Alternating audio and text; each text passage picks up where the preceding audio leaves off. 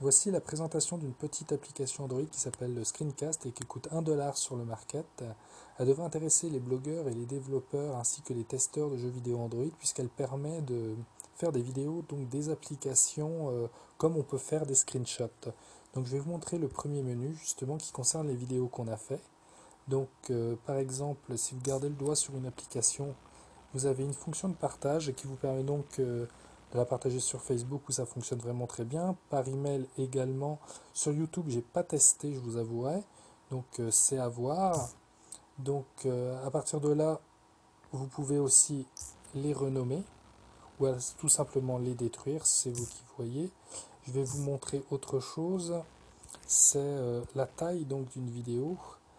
Donc en voilà une qui fait en principe 3 minutes. 3 minutes, donc vous voyez 3 minutes c'est 15 mégas en haute définition. Vous pouvez réduire la taille sans aucun problème en utilisant en fait deux modes que je vais vous montrer tout à l'heure. Donc on retourne dans l'application pour le moment.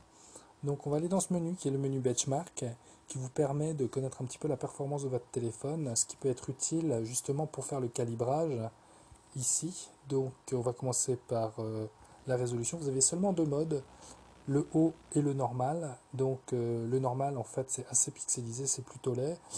La haute définition c'est pas mal niveau résolution, mais bon ce serait quand même un petit peu à améliorer. Les images par seconde c'est le plus important. Lorsqu'il y a un jeu, surtout évitez de mettre à 40 puisque vous risqueriez de ramer, surtout pour les jeux en 3D. Pour le reste en général ça fonctionne plutôt bien. Qu'est-ce que vous avez d'autre vraiment d'intéressant? L'enregistrement en utilisant le micro, ça c'est une bonne option, ça vous évite de refaire le son après, même si c'est pas exceptionnel puisque vous êtes limité à celui de votre téléphone. Vous avez aussi une configuration pour faire des screenshots.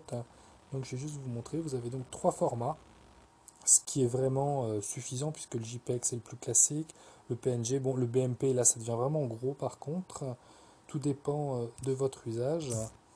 Donc voilà, vous voyez, comme vous avez vu, il y a très peu d'options, mais il y a vraiment tout ce qu'il faut. Donc voilà, c'était la petite présentation de Screencast pour Plug and Geek.